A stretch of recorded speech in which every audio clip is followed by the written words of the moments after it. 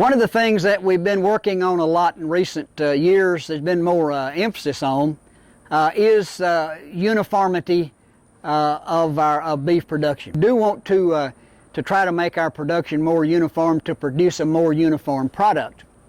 Now, whether you can benefit from uniformity depends to some extent on whether you're selling calves one at a time or you're selling in a group.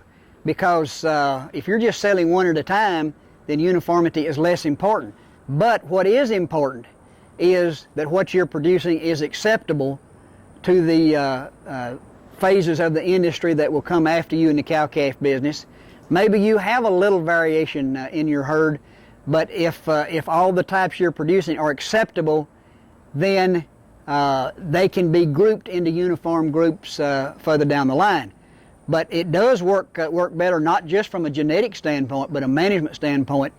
If you have more uniformity in your cow herd, whatever size and level of milk production might fit your conditions, if you kind of home in on that size and milk production, don't have a bunch of extremes that make it difficult to manage. And also, if you have a controlled breeding season, it makes management as well as marketing a whole lot easier to do. So everything we can do to increase uniformity of production, more uniform our production is, the better it'll be for the industry as a whole, especially out there to the consumer. When we have a lot of variation in the product that we put out there to a consumer, this doesn't do anybody in the beef business any good. Now, since we recognize the fact that we've got a lot of genetic variation in cattle in this country, in size, milking level, adaptability to heat, adaptability to cold. In fact, we've got somewhere around 75 breeds to choose from. I think we need to utilize those differences in breeds because we can make more progress if we'll do that.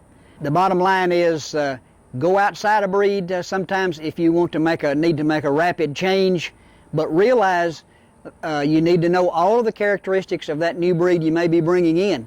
You may make some mistakes and bring in some traits, even though it might be high in the one you're trying to change. You might bring in some baggage, if we want to call it that will result in more downside than upside.